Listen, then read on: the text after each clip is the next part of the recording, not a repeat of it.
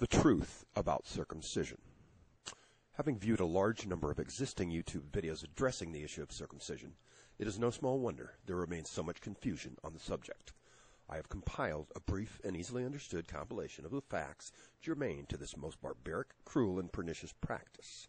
The fact that it continues unabated boggles the mind and is a very sad commentary on our inability to recognize the insanity of an act that permanently damages our sons on a myriad of levels.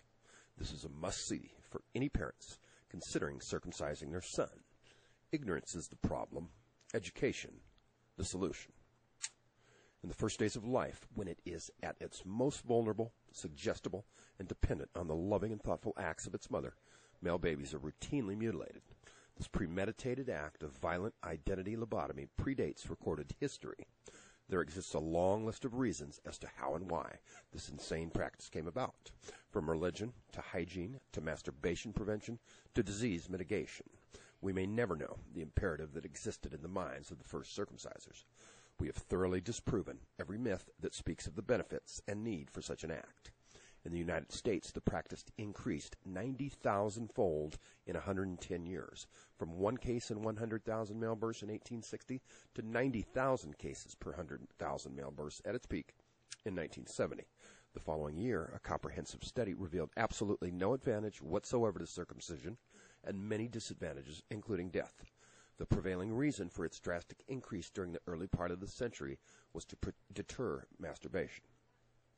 The following is a brief history of circumcision.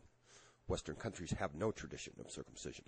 In antiquity, the expansion of the Greek and Roman empires brought Westerners into contact with the peoples of the Middle East, some of whom marked their children with circumcision and other sexual mutilations. To protect these children, the Greeks and Romans passed laws forbidding circumcision. Over the centuries, the Catholic Church has passed many similar laws. The traditional Western response to circumcision has been revulsion and indignation. Circumcision started in America during the masturbation hysteria of the Victorian era, when a few American doctors circumcised boys to punish them for masturbating. Victorian doctors knew very well that circumcision denudes, desensitizes, and disables the penis. Nevertheless, they were soon claiming circumcision cured epilepsy, convulsions, paralysis, elephantitis, tuberculosis, eczema, bedwetting, hip joint disease, fecal incontinence, rectal prolapse, wet dreams, hernia, headaches, nervousness, hysteria, poor eyesight, idiocy, mental retardation, and insanity. In fact, no procedure in the history of medicine has been claimed to cure and prevent more diseases than circumcision. As late as the 1970s, leading American medical textbooks still advocated routine circumcision as a way to prevent masturbation. The anti-sexual motivations behind an operation that entails cutting off part of the penis are obvious. The radical practice of routinely circumcising babies did not begin until the Cold War era. This institutionalization of what amounted to compulsory circumcision was part of the same movement that pathologized and medicalized birth and actively discouraged breastfeeding. Private sector corporate-run hospitals institutionalized routine circumcision without ever consulting the American people. There was no public debate or referendum. It was only in the 1970s that a series of lawsuits forced hospitals to obtain parental consent to perform this contraindicated but highly profitable surgery. Circumcisers responded by inventing new medical reasons for circumcision in an attempt to scare parents into consenting. Today, the reasons given for circumcision have been updated to play on contemporary fears and anxieties, but one day they, too, will be considered irrational. Now that such current excuses as the claim that this procedure prevents cancer and sexually transmitted diseases have been thoroughly discredited, circumcisers will undoubtedly invent new ones. But if circumcisers were really motivated by purely medical considerations, the procedure would have died out long ago, along with leeching, skull drilling, and castration.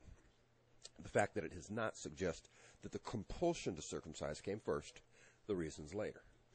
Millions of years of evolution have fashioned the human body into a model of refinement, elegance, and efficiency, with every part having a function and purpose. Evolution has determined that mammals' genitals should be sheathed in a protective, responsive, multi-purpose foreskin. Every normal human being is born with a foreskin. In females, it protects the glands of the clitoris. In males, it protects the glands of the penis. Thus, the foreskin is an essential part of human sexual anatomy. Parents should enjoy the arrival of a new child with as few worries as possible. The birth of a son in the U.S., however, is often fraught with anxiety and confusion.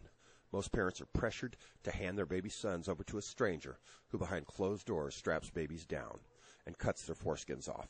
The billion-dollar-a-year circumcision industry has bombarded Americans with confusing rhetoric and calculated scare tactics. Information about the foreskin itself is almost always missing from discussions about circumcision. The mass circumcision campaigns of the past few decades have resulted in pandemic ignorance about this remarkable structure and its versatile role in human sexuality. Ignorance and false information about the foreskin are the rule in American medical literature, education, and practice. Most American medical textbooks depict the human penis without explanation as circumcised, as if it were so by nature. Circumcision causes pain, trauma, and a permanent loss of protective and erogenous tissue. Removing normal, healthy, functioning tissue for no medical reason has ethical implications.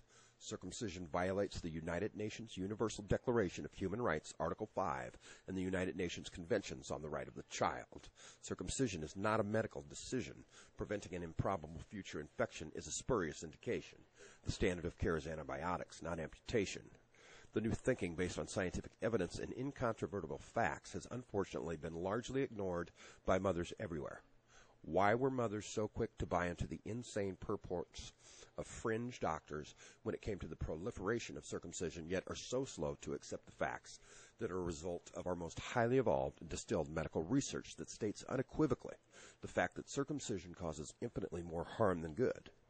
With regard to its religious significance and necessity, I ask you, what creator would have us cause such a destructive act of violence on his most precious and innocent creations, not to mention the fact that it is the ultimate arrogance to believe God's mistake requires fixing? I'm pretty sure God knew what he was doing when he put 20,000 nerve endings in the male foreskin. Pretty much the most prevalent argument that currently exists supporting the perpetuation of circumcision is the very brilliant everybody else is doing it. That is how a teenager justifies drinking and driving. Our mothers must be held to higher standards than drunken drivers, even though in many cases that's exactly what they are. Botched circumcisions are commonplace and can rarely, if ever, be corrected with any level of success. This is the photo of an infant boy suffering from complications due to circumcision. These types of complications occur far more frequently than you could imagine. This did not occur in a third world country. This circumcision was performed at one of the most highly regarded pediatric hospitals in the United States of America at the hands of a highly respected surgeon. This could very well have been your child. This would perhaps be a fitting place to talk about shame, the loss of dignity, and the resulting absence of any semblance of healthy self-esteem. However, a picture paints 1,000 words, and yet need I say more on that subject? I think not. You may draw your own conclusions. Every other day, another baby boy dies due to complications from circumcision. That is more than all death row executions in this country. His only crime being born male. Many of us are familiar with the fact that circumcised genitalia are robbed of the ability to enjoy optimum sensation, not to mention the fact that the foreskin contains many aminoenzymes not found anywhere else in the body. Those are minute problems in contrast to the devastating emotional consequences. That is what I would like to focus on primarily now. Let's start with this. You have to wonder, and this is a very telling sign, how could any mother who engages in this ultimate act of destruction and harm have her child's best interest at heart? Is she cruel or simply unconscious? It must be one or the other. There really isn't any gray area here. At any rate, the child suffers equally, regardless of the mother's intention or lack thereof. This is a controversial topic. Many people would rather bury their heads in the sand than engage in even the most primitive form of logic and intelligence. Is it possible that the perpetrators actually contribute profoundly to the universal degree of denial associated with the problem? Like all other forms of physical abuse, it robs the child of its identity and sets the meme that dictates life is painful. This meme manifests in varying degrees from victim to victim. Some victims will actually routinely inflict physical pain on themselves, synchronizing in a very literal way their actions with their thoughts. Others will subconsciously continue to seek all forms of situations and relationships that provide guaranteed psychic pain. This can range from disastrous mate choices to the sabotaging of our personal successes on many different levels. Control issues of all types will ensue. Certainly, being damaged at so young an age is the ultimate loss of control. There is very little public awareness that there is any problem here. It is tacitly assumed that circumcised men are either glad they are circumcised or do not care. Most men do not believe there is any connection between their being circumcised and their dysfunctional emotional state. The vast majority of circumcised men would simply rather not think about it. After all, the damage has already been done. Women and mothers certainly are not motivated to lead the circumcision eradication charge, because to do so would be to admit that they have collectively been wrong all along. So it boils down to the fact that they would rather save face than do what's best for